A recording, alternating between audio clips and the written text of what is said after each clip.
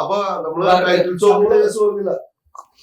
Title song നമ്മള് ഇത് കഴിഞ്ഞ് ഷൂട്ട് ചെയ്തിട്ട് നമ്മൾ എടുക്കണം എന്തായാലും. അത് കഴിഞ്ഞിട്ട് പ്ലാനിങ് ഉണ്ടാവും. അപ്പം പിന്നെ ഇനി അങ്ങോട്ട് തുടർന്ന് ഒരു 4 സബ്ജക്റ്റാണ് നമുക്ക് സംഭവിക്കാറുള്ളത്. ഇനി ഈ വർക്കിനെ തുടർന്ന് നമ്മളിപ്പോ ചെയ്യുന്ന വർക്ക് സസ്പെൻസ് ത്രില്ലറാണോ? ഒരു സൈക്കോ ത്രില്ലർ സബ്ജക്ട്, സസ്പെൻസ് അല്ല, സൈക്കോ സബ്ജക്ട്. അതിന് മുന്നേ വിനീതേട്ടൻ ഒരു വീഡിയോ ചെയ്യുന്നുണ്ടെന്ന് അല്ലേ?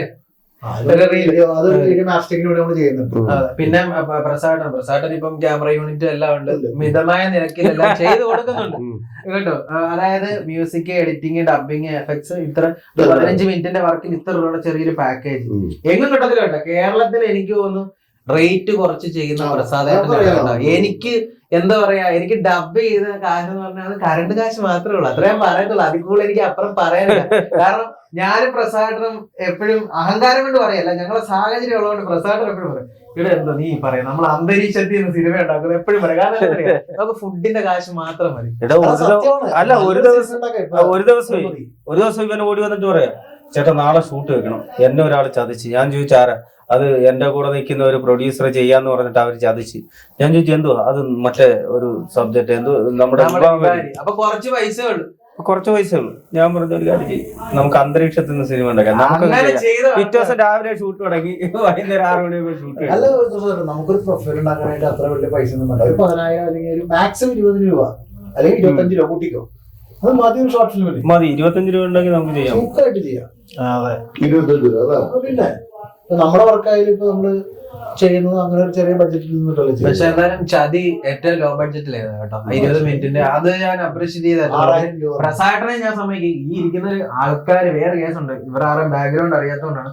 ഇപ്പൊ മീനേട്ടനാണെങ്കിലും ചതി ലോ ബഡ്ജറ്റിലാണ് ചെയ്തത്. അതേപോലെ തന്നെ പ്രസാദം 3 ദിവസം കൊണ്ട് 125 പേരെ വെച്ചിട്ട് സിനിമ ചെയ്ത ആളാണ്. 3 ദിവസം കൊണ്ട് പഴങ്കഞ്ഞിക്കട എന്ന് പറഞ്ഞിട്ട്, പഴങ്കഞ്ഞിക്കട എന്ന് പറയുന്ന ഒരു സിനിമ ഞാനും നമ്മുടെ കോബ്ര രാജേഷില്ലേ, അവനും ഞാനും കൂടെ കാസർഗോഡ് പോയിട്ട്, അപ്പൊ കാസർഗോഡ് ജൂനിയർ ആർട്ടിസ്റ്റ് ആയിട്ട് പോകുന്ന ഒരു 125 ആർട്ടിസ്റ്റുകളുണ്ട്.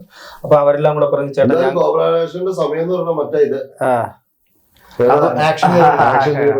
അപ്പൊ ഇവനും ഞാൻ ഇവന്റെ അടുക്കെ ചെന്ന് പറഞ്ഞാ ഇന്നണക്ക് ഒരു സംഭവം ഉണ്ട്, നിന്റെ കഥ വല്ലതും ഉണ്ടോന്ന് ചോദിച്ചു. അവൻ പറഞ്ഞാണെങ്കിൽ കഥയുണ്ട്, നമുക്ക് പോയേക്കാന്ന് പറഞ്ഞു.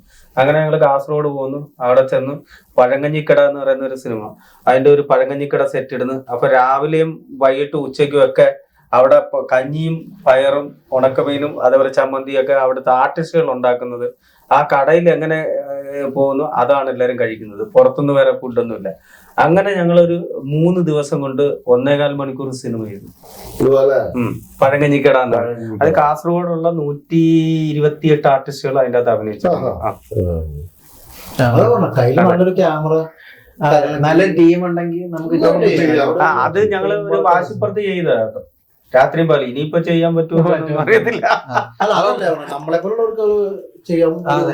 ടൈമായി നമുക്ക് ക്യാമറ 2-3 ലൈറ്റ് അത്രയും മതി.